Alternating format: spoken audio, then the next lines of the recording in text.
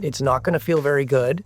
It's slow growth, and it's slow because the economy needs to adjust to this new reality, this new trading relationship, this new trade friction with the United States.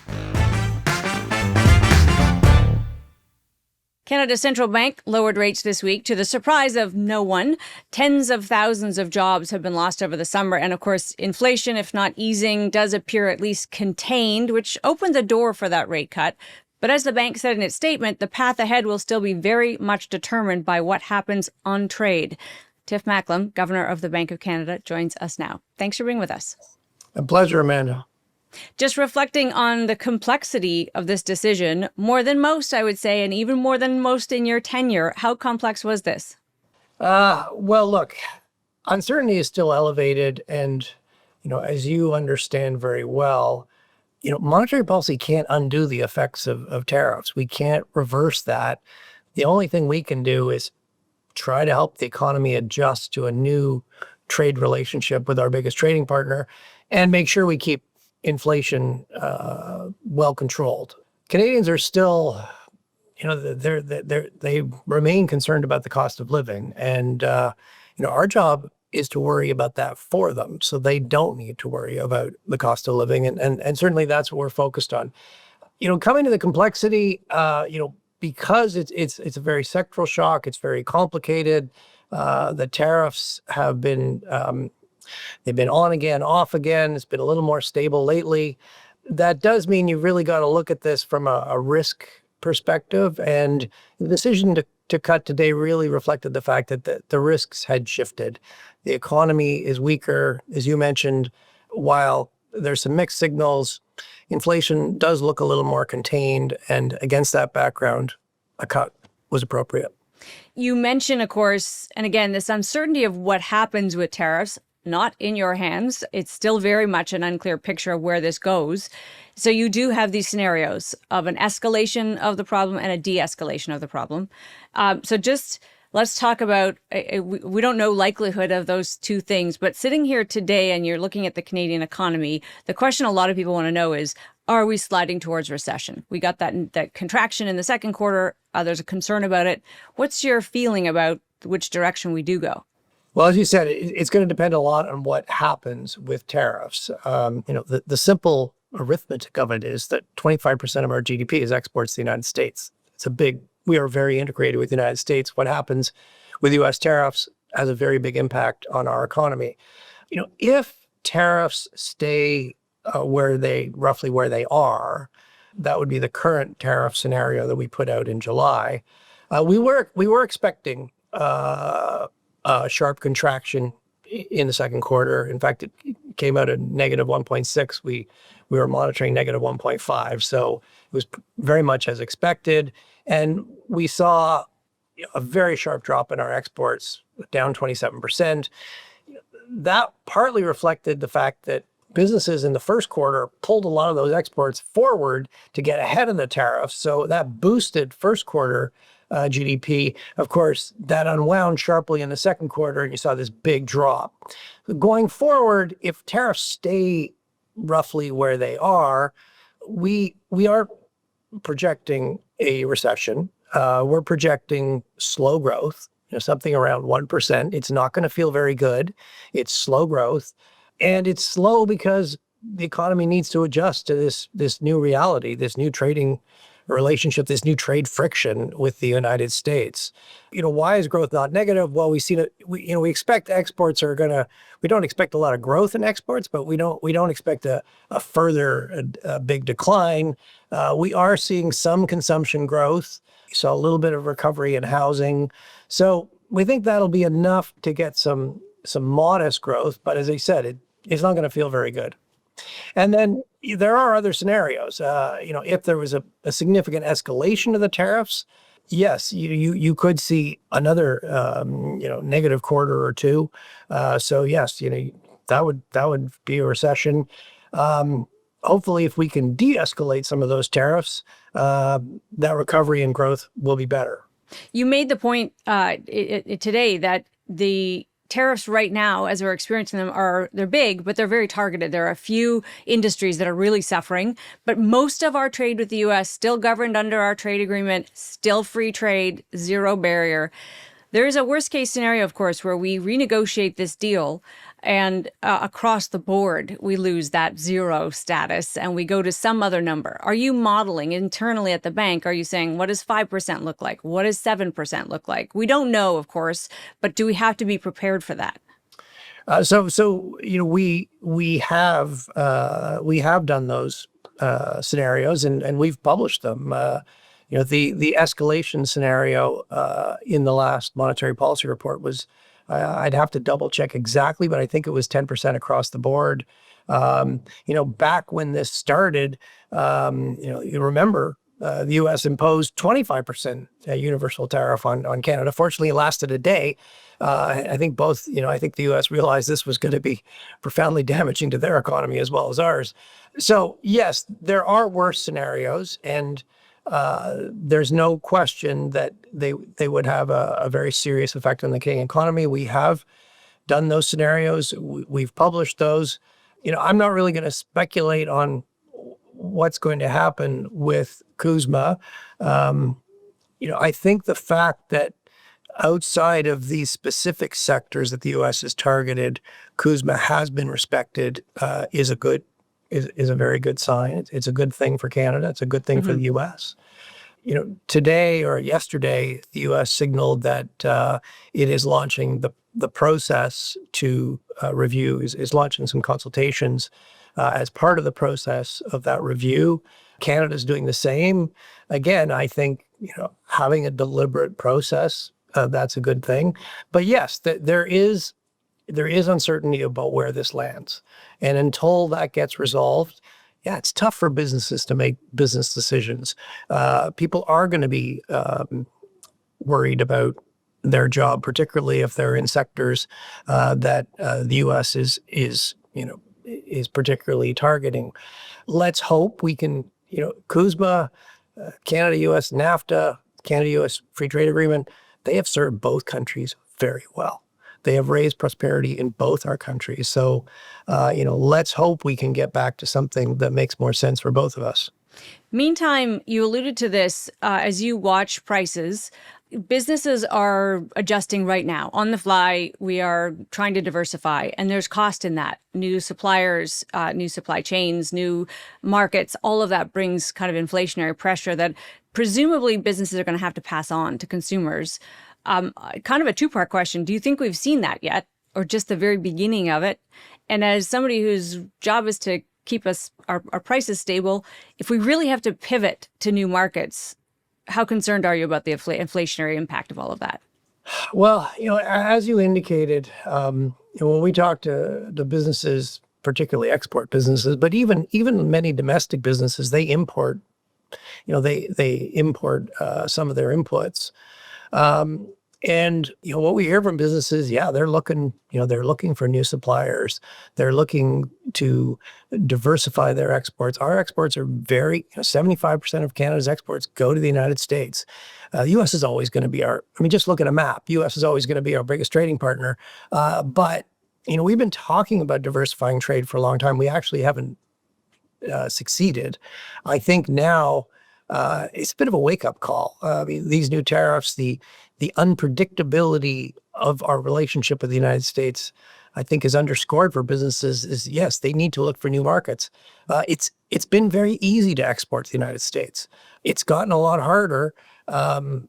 Businesses are now putting more effort in figuring out how to get product to new markets, how to develop those markets.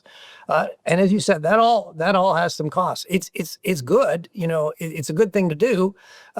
It'll make us more resilient. It'll improve our growth going forward, but there are some costs. And, yes, our job, as I said, is to ensure that a tariff problem doesn't become an inflation problem. That is, that's job one for us. We do want to, as much as we can, support the economy through this adjustment. But, part of our role, the biggest part of our role, is just making sure that inflation remains low and stable, because that's going to create the best environment to do business, and that's going to be one less thing for households to worry about. On that front, there was a case to be made. Not many economists were making it, but some were, that you could have held steady here. We've seen weakness, of course, but there are some measures of inflation that do still brush up against the top of your range. And to the point here, there's a lot of unknown potentially of inflationary pressure ahead. When you think about kind of the comfort zone that you want to sit in, especially the experience of the last few years when inflation really caught a lot of us off guard in 2022, where do you see rates kind of settling in? I mean, I know you can't give me a number, but is there a kind of a natural place for interest rates to land in this country? In terms of interest rates, look, we're taking it one decision at a time. Everybody wants to know what as soon as you've taken one decision, first question is, okay, what's going to happen to the next one? We'll take the next decision with the benefit of another 7 weeks or so of data, of surveys of businesses, of Canadians. The guidance I would, whatever guidance I can give is, look, we're weighing that balance of risk. We know, as you highlighted, that there are some new costs, and those will ultimately probably mostly get passed through to consumers. On the other hand, a weaker economy that tends to reduce pressure on prices. Companies have to discount things. They've got to move inventory out. That tends to put downward pressure on prices. So we're looking at that balance.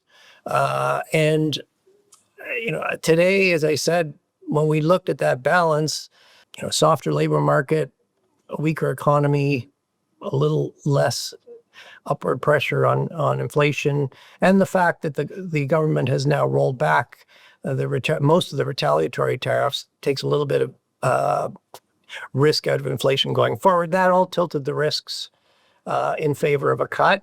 We'll be reassessing those risks as we get to October.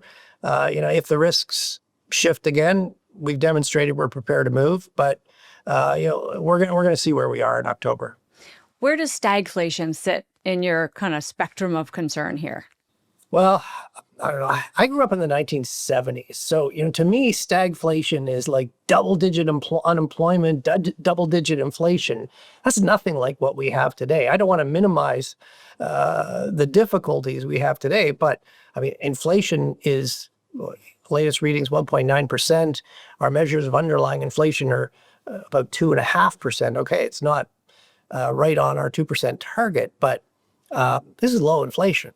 Mm-hmm. And the unemployment rate, yes, it's gone up, and particularly in the trade sensitive sectors, we've seen significant job losses. But it's 7.1%. It's not double digits. So stagflation is not a word I would use for this situation. We are in a situation where there's downward pressure on the economy and some upward pressures on inflation, but I would not call it stagflation. Fair enough. One thing we are dealing with, you alluded to it, the Prime Minister called it a rupture, and that is this sea change in how we think about our economy. And that is, of course, governor, an economy that already had some issues before all of this began. Our productivity isn't where it should be, hasn't been for a long time. Our business investment has been lagging. A lot of those, of course, are things that would be best addressed by the government, by fiscal policy. You said today monetary policy is a blunt instrument. You do what you can, but they do work together. And I'm curious for your thoughts on Canada's potential success at making this pivot. Amanda, we've been, I think all of Canada really has been concerned about our weak productivity growth for some time. And there are things that we can do in this country to lower the cost of doing business, to make our economy work more efficiently. We don't need, U.S. tariffs to do those things. But maybe there's something about, now that the cost of doing business with the United States has gone up, maybe we need to get more focused on reducing the cost of doing business in Canada and get more focused on reducing the cost of getting our goods to overseas markets. So, we've been talking about a number of these things for some time, and I am pleased to see both at the federal level and at the provincial level, we're having more concerted discussions and policy initiatives than we've seen in many years. And so, what are some of those things? Well, if it's more costly to do business with the United States, why not reduce the cost of doing business in Canada? And you're now seeing the federal government, the provincial governments, really start to come to grips with our own interprovincial trade barriers. Many small regulatory differences across Canada, across provinces, and the more we can take a comprehensive approach to this, the better the easier it's going to be for businesses to do business across the country in a seamless way. Provincially, we've got different labor accreditations for many professions: lawyers, accountants, electricians, nurses, doctors. If we could mutually recognize those, we could have one labor market in the whole country for all these professions. So those are some of the things we can do. The other part of it is, as I mentioned, you go back to, we learned painfully in 2008-9 around the global financial crisis just how dependent Canada's economy was on the U.S. U.S. banks failed; they went into a terrible recession. Our banks were okay; our financial system was okay, but we got sideswiped in a very big way by the U.S. recession. There was a lot of talk coming out of that of the need to diversify markets, to diversify our exports, but we actually haven't accomplished much. I think now, though, I think businesses are waking up to the fact that yes, we have a new reality with the United States, and we do need to develop those markets. Part of that is improving our east-west transportation and building port capacity so we can get the goods to those markets, and there are a number of projects under discussion that would help to do that. So, from our perspective of monetary policy, I mean, these are ultimately decisions for elected governments, provincial governments, federal government. From the perspective of monetary policy, I mean, why do we talk about these things? Well, the more that we can improve the efficiency of the economy, the more we can grow the economy's capacity, the faster the economy can grow without creating inflationary pressures. That would be good for Canadians. We, of course, do have a budget coming. It will come shortly after your next decision on rates. So there's that. But the expectation is that it's going to be a fairly sizable fiscal spend. We've already seen pre-announcements in the tens and tens of billions of dollars. That does some of the job of stimulating, one imagines, and some of the investments you're talking about and making change. How do you factor in the unknown, but knowing that the government this is not going to be a straight up austerity budget. There will be targeted spending that should be stimulative as you, on the other side of the equation, try to make sure inflation doesn't take hold, try to make sure increasing government debt doesn't send interest rates up anyway. Yes, as you mentioned, Minister of Finance announced yesterday that the budget will be tabled November 4th, and we will certainly be reading that carefully. Monetary policy, it is a very blunt instrument. And we really need to look at sort of the add up of everything and what the overall impact is on the economy. And we'll take those fiscal plans as given, and we'll factor those into our forecasts and provide our best assessment of what that means for the economy, and ultimately then what is the path for interest rates that'll keep inflation close to the 2% target. I guess I would stress a couple of things. Fiscal policy, unlike monetary policy, can target specific sectors. And as you outlined at the beginning, most sectors actually are still tariff-free, but there are a number of sectors subject to U.S. tariffs. There's also Chinese tariffs on canola, seafood, pork. The U.S. has now added punitive tariffs on copper. They've increased tariffs on softwood lumber. So there are a number of sectors that are being profoundly affected, but other sectors, as long as you're CUSMA compliant, you're still tariff-free. So what that means is the impacts are very specific. That's not something monetary policy can address, but fiscal policy does have the capacity to target specific sectors, and you have seen a number of measures targeted at those sectors. Some of those are sort of short run relief, but the other more enduring ones will be, can we pivot those sectors to supplying, for example, steel, aluminum that we need in this country? So we will certainly be looking carefully at those. And then there are, there are some potentially big national projects to improve east-west transportation, to improve port capacity, to be able to reduce our reliance on the U.S. Of course, those things will take time to build. The spending will be paced out over, many years. So we will need to look at, what is the sort of aggregate, what is the pacing, what are the offsets in the budget, where are cuts that are offsetting some of those increases. And as I said, we'll do our best to factor that into our projections and move forward from there. The question of affordability is still the one that most Canadians have front and center, even in the context of this massive fight we're having with our biggest trading partner and this change that's upon us, like it or not. Most people care that their day-to-day costs are still too high and that they can't afford a home, which is true for people that don't already have one. In terms of kind of anything that can ease that, obviously, people care deeply about what you're going to do next because they want to know about the path of mortgage rates a lot of the time. But on the affordability question, are we doing enough? Is there something else that could happen to make lives a little bit easier for Canadians? Well, look, unfortunately, tariffs have made everything harder. Tariffs mean increased trade friction with the United States. It means the economy is going to work less efficiently. So what does that mean? Well, sadly, that means that, it means there's some added costs.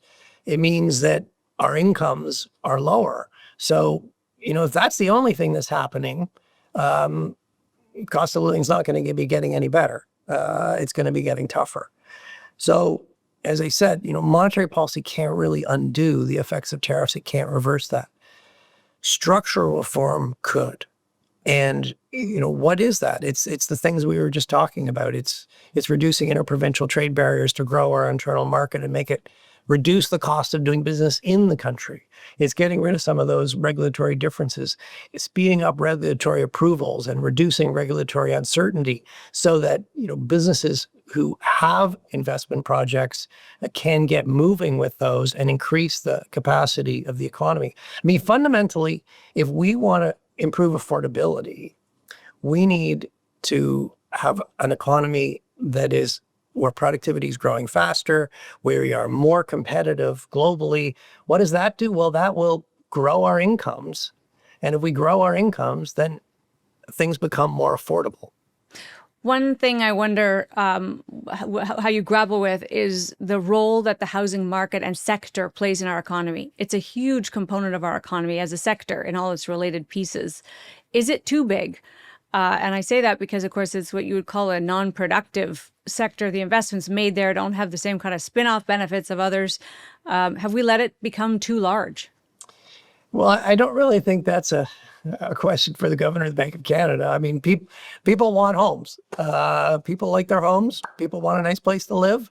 Who can blame them? I think the challenge is, as a country, we've had a hard time keeping up with supplying the housing that Canadians want. And so, that has made housing harder and harder to afford over time. This isn't a new problem. It's been growing for at least a decade. From a monetary policy perspective, we certainly look at housing. First of all, the housing sector, it's an important part of the economy. It's also a part of the economy that's quite interest sensitive. When we raise interest rates, that raises mortgage rates, and that makes the cost of servicing your mortgage to buy a house go up. I think one thing, though, that we've learned over the last 5 years is that, when we had ultra low interest rates, that, really you saw a big run up in house prices that eroded housing affordability. We raised interest rates sharply. Yes, housing prices came down a bit, but of course the cost of carrying your mortgage went up. So housing affordability didn't get any better. And I think what that's telling you is you're not going to solve a housing affordability problem with monetary policy. Fundamentally what you have to do is you've got to grow the supply of housing. You've got to reduce the cost of home construction. Part of that is productivity. If you look at the time to completion on your typical home, it has been going up and up over the years. We have not seen a lot of innovation in how to build a house. We do need to think about new ways to build. There's certainly some new operations using modular construction. I'm not saying that's the solution for every house, but we do need to look at, okay, how are we going to improve the regulatory timelines, improve the productivity of construction? How are we going to, free up space for those houses? That conversation is happening across the country. It is a complicated conversation, though, because there's a federal aspect, there's a provincial aspect, and then, of course, at the end of the day, there's an important municipal aspect. And we're going to need to get all three levels of government working together to crack this. And we've got at least a 10-year deficit. This isn't a problem that's going to get solved over time, but the sooner we get going, the more progress we can make. I have to ask you, you became governor of the Bank of Canada in the midst of an historic pandemic. You, not long after, dealt with inflation we hadn't seen in 4 or 5 decades in this country. And now you're dealing with the biggest rupture in global trade in certainly a century and a half. How do you like us so far, Governor? Well, there's nowhere I'd rather be. Look, it hasn't just been tough for the governor of the Bank of Canada. It's been tough for everybody. I do feel that it is a privilege to serve Canadians. I'm doing the very best I can. I'm using everything I've learned over many years. Sadly, these are not the first crises I've dealt with. And we haven't got everything right at the Bank of Canada since I've been governor, but where we have got behind, we've caught up. And we did prevent the pandemic from being an even worse calamity. We did get inflation back to, we've been back to roughly 2% inflation for roughly a year now. I realize that it has been a very difficult period for Canadians. They have seen bigger changes in their cost of living than certainly, I'd like to have seen. But I do feel that the monetary framework we have in Canada is working. It's been tested like never before, but we are providing stability for Canadians. All right, I'm afraid that's all the time we got, but it's great to have you with us. Appreciate your time. Thank you, Amanda. We've been speaking with the Governor of the Bank of Canada, Tiff Macklem. Before you go, here are 3 things we think are worth watching this week. In another pre-budget peak, the feds announced the Build Canada Homes Agency. It's a $13 billion budget aiming to build thousands of affordable homes. Not, mind you, homes that are affordable to the middle class, but transitional and public housing. It does fill an important but small part of the overall housing shortage. And speaking of that budget, we did get the date. It's November 4th. Between the big ticket items we've already seen announced and the spending cuts promised, it should be one for the record books, walking the line between investments that are intended to rewire the economy and austerity on government spending. All we can say is get out your popcorn.